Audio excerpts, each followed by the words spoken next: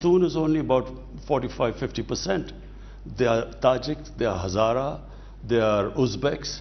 So unless it's an inclusive government, the worry is that there will be instability later on. Well, it's not. It's not an inclusive government at present. Let's agree on that. Afghanistan, you said, had broken the, quote, shackles of slavery when the Taliban took back power. That doesn't sound like the statement of someone who shares the concerns of so many in the world about the future of Afghanistan and its people under the Taliban, notorious for its misogyny, its violence against women, that shows no evidence or interest in guaranteeing basic human rights, particularly those for women. Becky, let's just talk about its makeup. So it has to be put in its context. What was the context?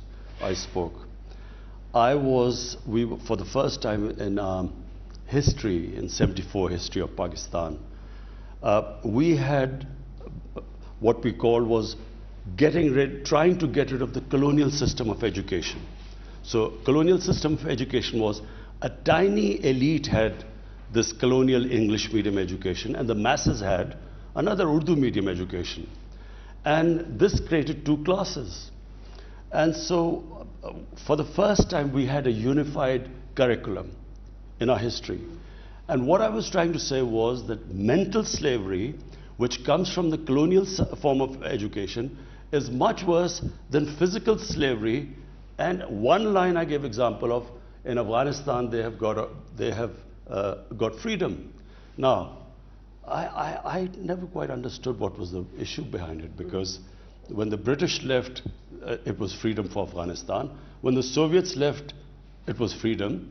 So when the US leave, what am I supposed to say? This interim government is not an inclusive government. The concerns of so many around the world are for the future of Afghanistan and its people under a Taliban government which is notorious for its misogyny and its violence against women. There is no evidence to date of any interest in providing basic human rights, particularly for women and children. How concerned are you about that? This is an interim government, you might tell me, but you know what? The last Taliban government was an interim government and it lasted 5 years.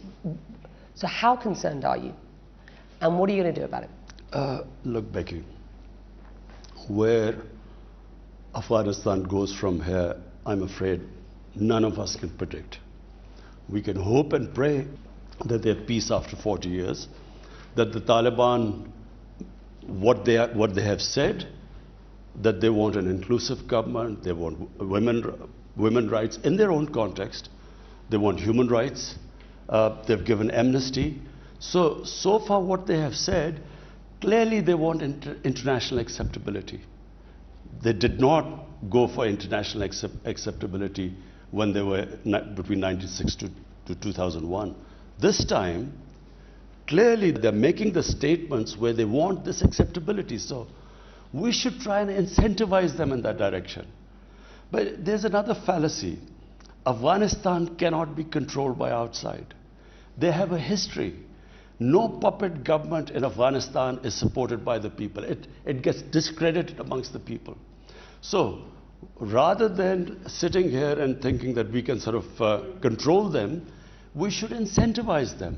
Because Afghanistan, this current government, clearly feels that without international aid and help, they will not be able to stop this crisis. So we should incentivize them, push them in the right direction. If it seeks legitimacy, it will need to show evidence that it shares the values of those that it is seeking legitimacy for, and that being the West, for example. I grew up watching you as a star of Pakistan's cricket team. The Taliban have said that women shouldn't play cricket. In fact, they've said women shouldn't be involved in sport at all. This is the sort of Taliban that we are seeing today. Do you support that? I mean, women have been protesting about more inclusivity, about their rights. We know women first-hand experience, women are too frightened to come out of their homes, they're too frightened to go to the workplace if they're allowed at all, they've been flogged. I mean, do you support their cause? Look, Becky, first of all, let us just compare what happened after the Soviets left in 1989 and compare to what the situation is right now when the US has departed from Afghanistan. When the Soviets left in 1989, the sort of bloodbath that took place, over 200,000 Afghans died in that bloodbath. Now compare that to what has happened now. Frankly, I mean, we were all relieved. We expected a bloodbath. When Ashraf Ghani said that he left Afghanistan because he was scared of a bloodbath in Kabul, well, it could have happened. We were worried that when the US departed, there would be complete chaos in Afghanistan, civil war. Our intelligence agencies told us that Taliban would not be able to take over all of Afghanistan. And if they tried to take over Afghanistan militarily, there would be a protracted civil war, which is what we were scared of, because we are the ones who would suffer the most. So therefore now, in that, bearing in mind what could have happened and what has happened, I feel give them time. I feel very strongly that it's a mistake to think that someone from outside will give Afghan women rights. Afghan women are strong. Give them time. They will get their rights. You've just alluded to your very real concerns about the risks of civil war, the risks to Afghanistan, and indeed the risks to Pakistan. I want to come back to your very real concerns about the risks to Pakistan's national security in a moment. But bear with me, you have criticised the US pullout. Let me start that again. You have criticised the US pullout from Afghanistan, describing America as having messed it up in Afghanistan. Is that something that you have told the US President personally? Have the two of you spoken since the collapse of the country? I have spoken to, then he was Senator Joe Biden, way back in 2008. After 2006, we in Pakistan began to realize that this is now going to become a quagmire for the US. I went over to the US. I met Senator John Biden, Senator John Kerry, and Senator Harry Reid. I also addressed various think tanks in the US. And I tried to explain to them there is a history of Afghanistan. What the US is trying to achieve militarily, this is not going to happen. And so they will be stuck there. Our army chief, in 2010, he went over to the US. He tried to tell President Obama that you're not going to have a military victory. The Afghan army is not going to be able to, the moment you go, it will wilt. So we were warning them beforehand. And when the US should have started from a position of strength to do a political settlement with the Taliban when there were 150,000 US troops there. Let me stop you there. You haven't spoken to the President of the United States since the collapse of the country to the Taliban, correct? No, I haven't. He hasn't called you since coming into office, correct? He's a busy man. Pakistan is a major non-NATO ally, and yet no call between you and the US President. Do you see this as punishment for supporting the Taliban while they were killing US troops? Well, you have to ask him why he's too busy to call. But let me just say one thing.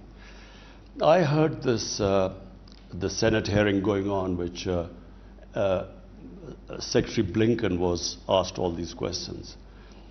I want to say this, and I hope that the American politicians would listen to this. You know, Pakistan is the country.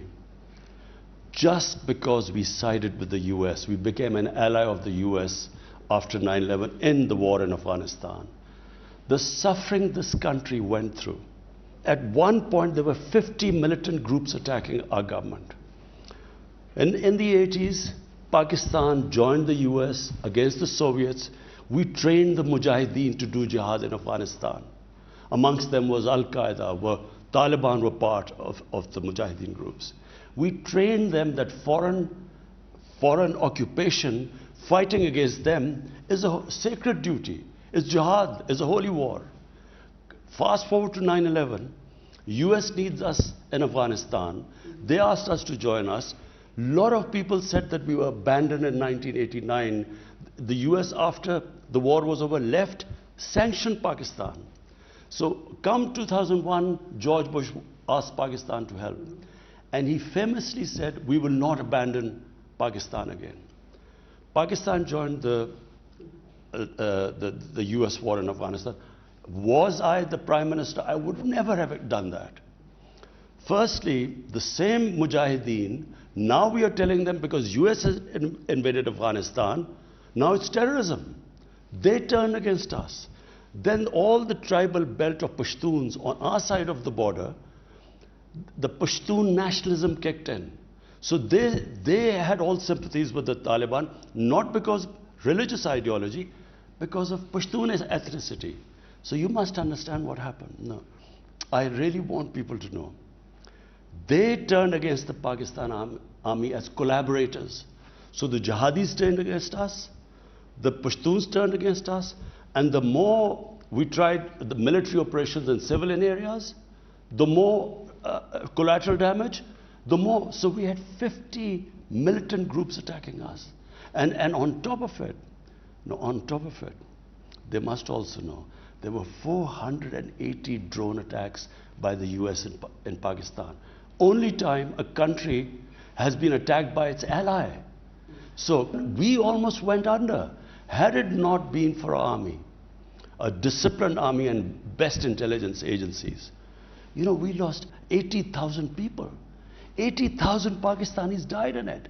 And on top of it, rather than one word of appreciation, I saw them blaming us. Well, the fact they said there were safe havens in Pakistan. The fact is, Washington, it seems, just can't trust Pakistan. There are calls by lawmakers to reassess the relationship with Islamabad now, to reassess its status as a major non-NATO ally. This was the exchange during the US Secretary of State's congressional testimony on Afghanistan on Monday.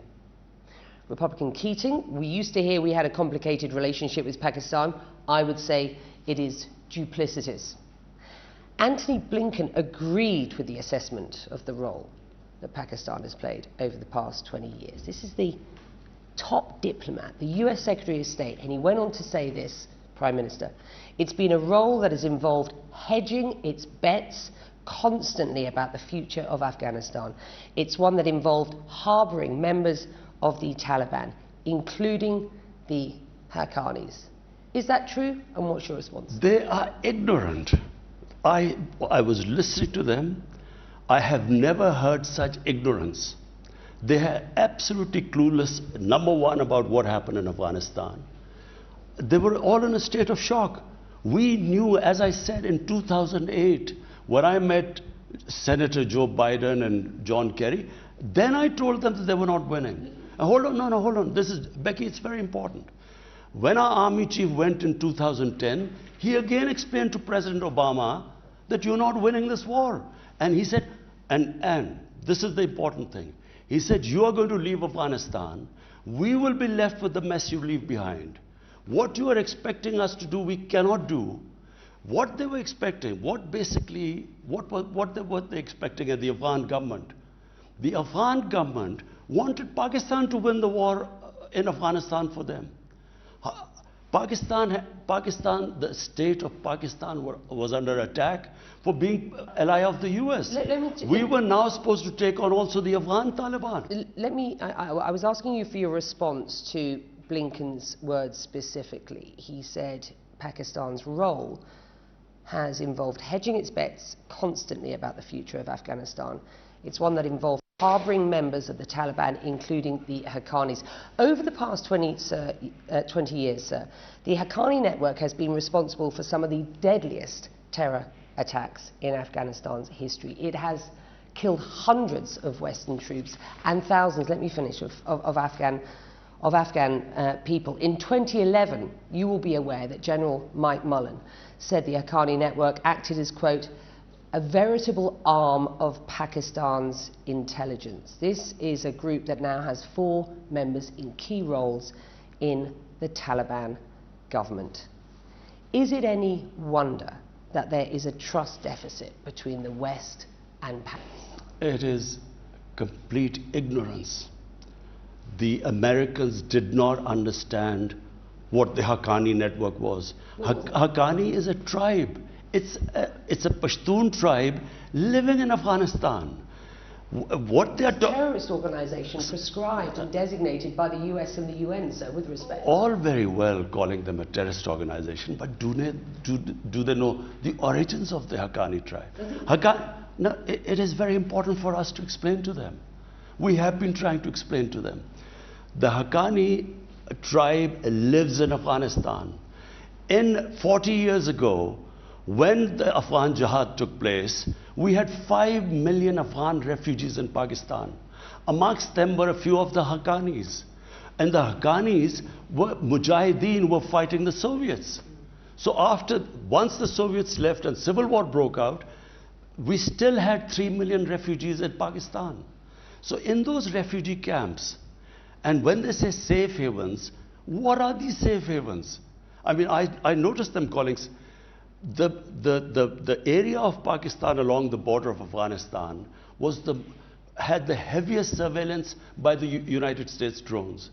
If the United States drones conducted 480 drone attacks on its ally, surely they would have known if there were any safe havens. So, number one of the Haqqanis family they were born in a Pakistan refugee camp.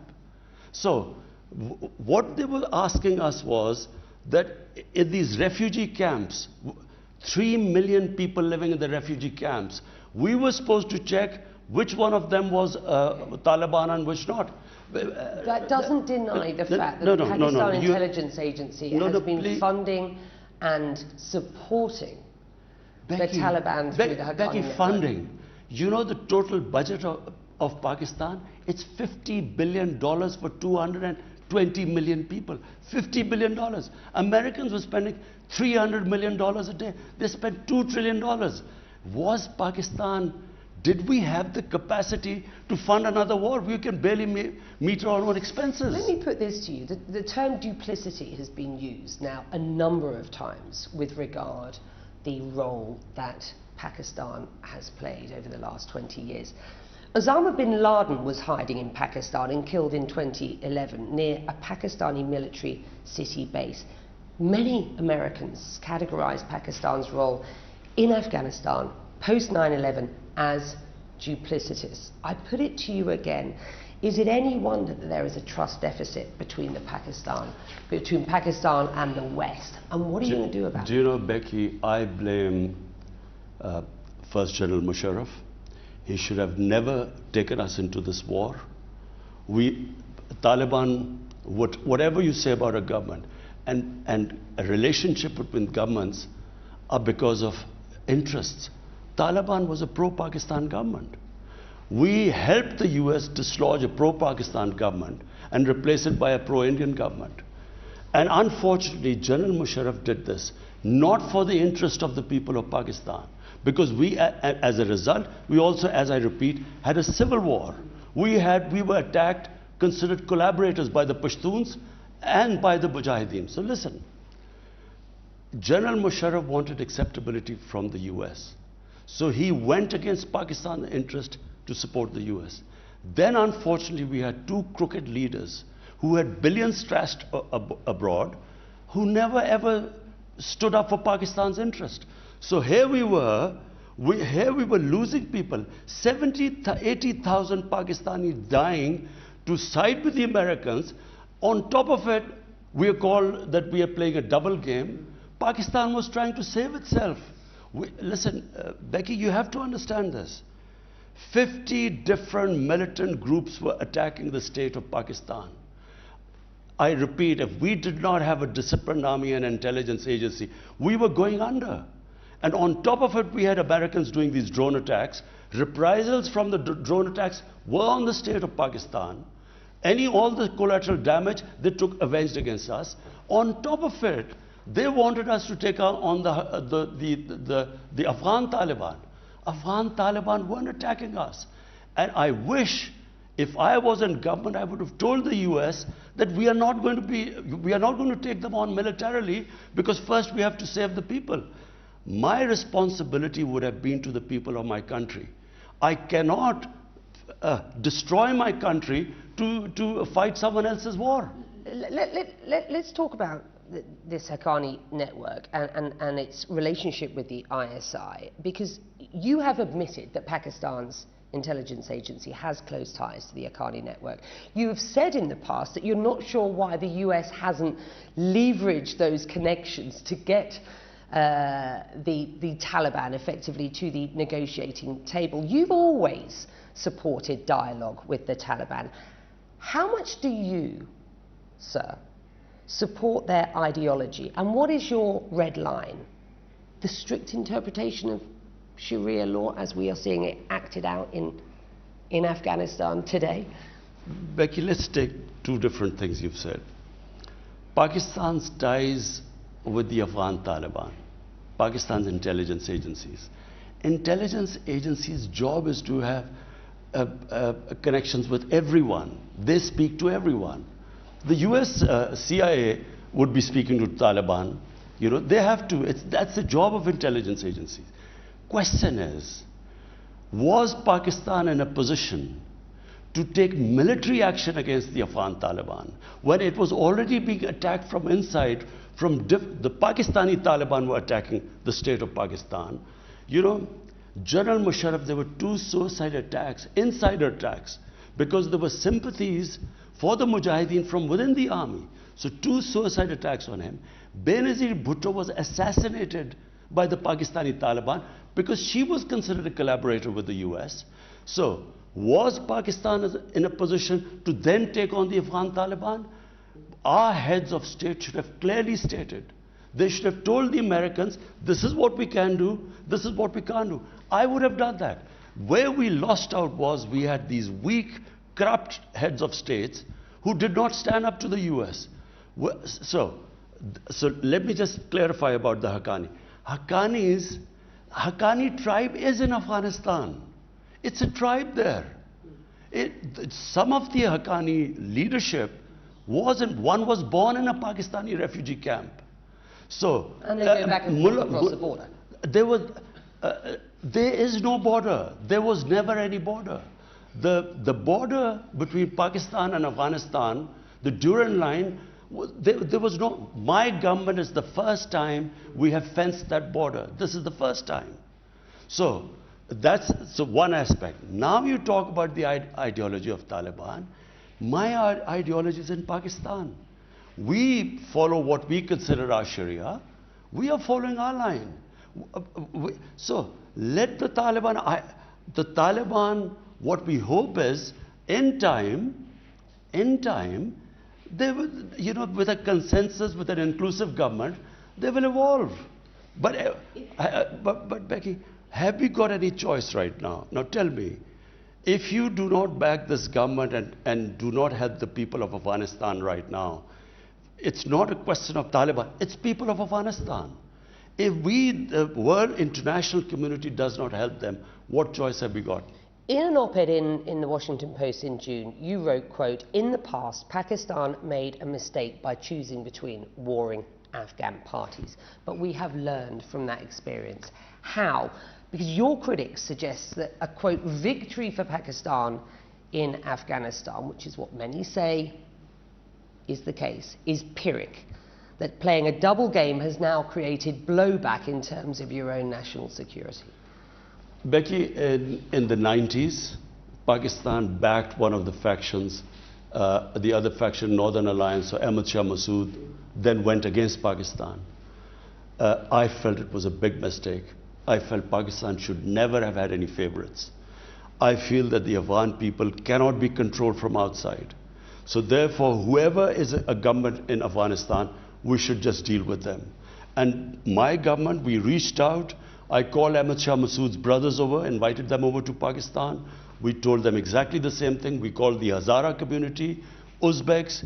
We tried to tell all of them that, look, whatever our policy was in the past, we now believe that whoever is in power in Afghanistan, we will have no favorites. You say that you will have no favorites, but there is practically no opposition or other groups active in Afghanistan at the moment because the Taliban have taken over. And you have been accused by Massoud's National Resistance Front of getting involved in the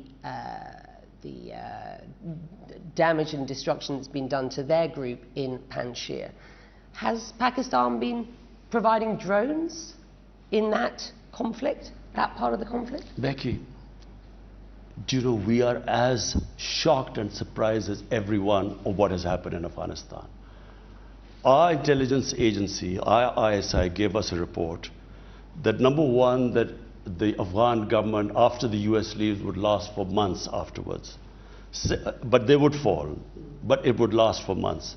Secondly, according to our intelligence agencies, Taliban would not be able to take over all of Afghanistan. They would be able to take over the Pashtun areas, which is almost half, but they would not be able to, and there would be a protracted civil war, which is why we tried our best. I called over the Taliban leadership, Mullah brother, who's the vice prime minister. I called them over. We tried our best to make them understand that since you should not try and take over Afghanistan militarily, you should have an inclusive government, because otherwise there will be a protracted civil war. So we were as surprised. None of us expected what happened in Afghanistan. Briefly, how would you qualify the US-Pakistan relationship today? And what sort of relationship do you want to see with the US? Unfortunately, you know, our relationship during this whole, the US occupation of Afghanistan was a terrible relationship. It was, the US said we are paying Pakistan, you know, and they paid us $9 billion for civilian aid and $11 billion for military aid. And they said, we're paying you, and so we were like a hired gun. In Pakistan, people, I'm not talking about the leadership because I think we were let down by our leadership. The people felt that here, by joining the US, we had these bombs going on everywhere. Benazir Bhutto was killed because of that. Our economy tanked. I mean, we were $150 billion plus we lost to the economy. So here we were on this level. The US felt that we were supposed to make them win the war in Afghanistan, which we never could. And so therefore we had this terrible relationship based on mistrust. What I would like a relationship with the US is now, like the US has a relationship with India. You know, not one-dimensional relationship where they're paying us to fight. We want a normal relationship. So, responding to the fact that Joe Biden has not contacted you directly, your national security advisor recently said, and I quote, "If a phone call is a concession, if a security relationship is a concession, Pakistan has options," he said. Is China that option? And given the current state of relations between the US and China, is that a veiled threat of sorts? I don't actually know in what context he said it, but I can say one thing, that if President Biden didn't call, I mean, what he's been through, I'm watching him, what he's been through. It's, you know, he's been blamed for this, you know, the exit from Afghanistan. I thought he actually did the only thing right. What else could he have done? Because how could you ever be prepared for the army capitulating 2 weeks before? So therefore, I mean, I would imagine he's very busy. But our relationship with the US is not just dependent upon a phone call. It needs to be a multi-dimensional relationship. Do you consider the US pushing Pakistan into the arms of China at present in an effort to secure your own stability and economic prosperity going forward? Are you choosing a side effectively at this point? Becky, our relationship with China goes back 70 years. It's a very strong relationship. It was Pakistan which opened the doors of the US to China in 1970 when Dr. Henry Kissinger was introduced to China, or we were the go-between. So, I mean, our China relationship is not dependent on what it is with US. We would like a normal relationship with the US, I repeat, like it has with India. Anthony Blinken suggested that Pakistan's role in Afghanistan has been shaped by its concerns about its enemy and neighbour, India, and its role in Afghanistan. He didn't elaborate. Would you care to? Just out of interest. Of course. I repeat, we joined the US war, dislodged a friendly Pakistani, which was friendly to Pakistan, and got in a government that was pro-India.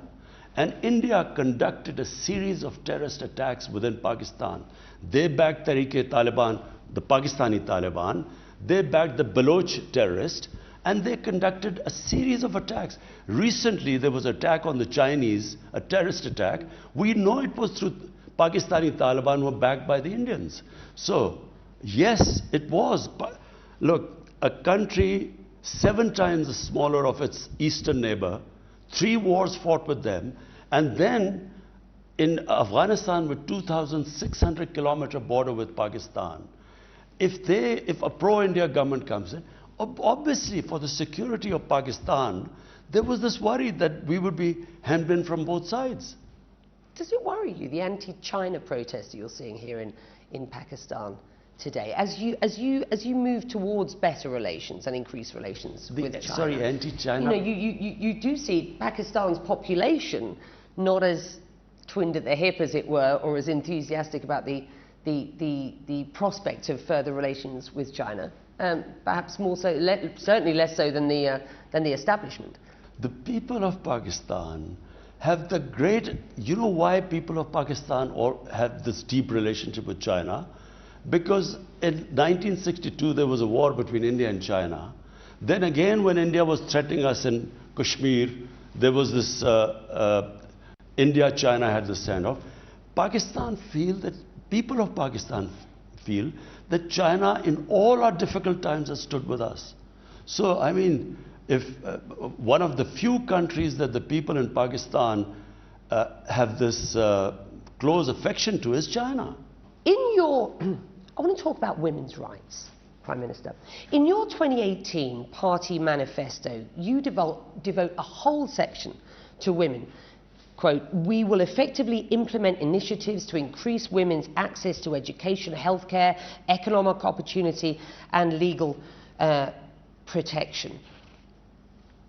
The women of Afghanistan today have nothing like that under this Taliban government. How much can you accept that they are rescinding women's rights? How much can you sit as a neighbour and accept that? Becky, if you empower your women through education, women will get their own rights. Which the Taliban won't allow for kids over the age of 8. As far as I've seen, that they have given statements that they will allow women to study in university and so on. Okay? We are hearing... In Pakistan, what we have done is we have actually paid stipends to poor families to get their girls to study in school. Because we feel if the child studies, if they have education, they will get their own rights. Are men and women equal in your rights? Just one point. No foreign country can impose women's rights on another country. The women in England went through a struggle to get their rights. The suffragettes went through a big struggle. I'm asking you because this is really relevant to the issue of this interim Taliban government. Should women have access to the same roles in public and in private life? Of course, women should have the ability in a society to fulfill their potential in life. So you won't be able to support a Taliban government that doesn't allow that? Is that what you're telling me? No. What I'm saying is that you cannot impose women's rights from abroad. It's never happened in human history. But what you can help them, and that's why the international community should engage with them, they should incentivize them. And so far... These are basic human rights. You can't incentivize a government... Incentivize them to educate basic human rights. Becky, incentivize them to educate the girls, the women. They will get their rights. Afghan women are strong. Let me just talk about some issues of women's rights here, finally, in Pakistan. Earlier this summer, the daughter of a former Pakistani diplomat, Noor Muqaddam, died after being allegedly tortured and killed by an acquaintance. What's your response to that case? I'm following that case personally. It is one of the most horrific cases that shocked the country, and we will ensure that he gets punished. The state will ensure, and as I said, I'm following that case personally. Activists have demanded Parliament pass a law criminalising domestic violence. Where do you stand on that, and do you think that will happen? We have, our government has passed the maximum number of laws for protection of women. We have not only incentivized parents to send their child to school, we have a special program where we help women the real problem is rural women. And even in Afghanistan, there's a difference between urban women and rural women. So we are actually empowering them in rural areas, how they can improve their living, giving them loans. Do you support calls for more empowerment, more rights for Pakistani women? Of course. But Becky, my basic thing, look, my family, one of my sisters is a doctor, one is an economist, one is a businesswoman. We have strong women in our family. Why? Because they were educated. I believe if you educate your women, they will get their position in society. They will fulfill their potential. People have been protesting across Afghanistan in the past couple of weeks. Finally, I just want you to explain why you think these anti-Pakistan protests by hundreds of Afghans today are going on. They certainly seem convinced of Pakistan's involvement in their country's affairs. Because Becky, the Afghan government, for their failures, they kept blaming Pakistan. I went to see Ashraf Ghani earlier this year. I assured him, I told him we will do anything for a peace between you and inclusive government, except take military action. Because military action, it cost Pakistan a lot. We said we will not take any military action, but everything else we will do to ensure that there is an inclusive government, a political dialogue. It was because of us that the Taliban started talking to the US. And we tried our best to make them sit with the Afghan government. The Taliban were ready for having an inclusive government with everyone else, but they refused to sit with the Afghan government. They believed it was a puppet government. Now, the Afghan government kept blaming Pakistan. Unfortunately, the Afghan government is to be blamed. If Afghan government had given good governance, if they had not so much corruption in their ranks, maybe they would have had more acceptability in Afghanistan. Why did 300,000 Afghan troops, why did they surrender without a fight? And if you do a proper analysis of that, you will know why the US failed and the Taliban succeeded. I promised to ask you about the risks to Pakistan's national security if the situation in Afghanistan doesn't improve. So explain what you believe those risks are and just how concerned you are at present. The biggest concern are refugees. We already have 3 million refugees in Pakistan. Our country cannot afford more refugees. We have come out of a very difficult economic situation. We cannot take more refugees. The second worry is terrorism. We had 3 sets of terrorists in Afghanistan using the soil to attack us: ISIS, Pakistani Taliban, and the Baloch terrorists. So if there is chaos in Afghanistan, if there's not stability there, then we have these 2 major problems looming in front of us. We are the country that is going to suffer the most. With that, we'll leave it there. Thank you.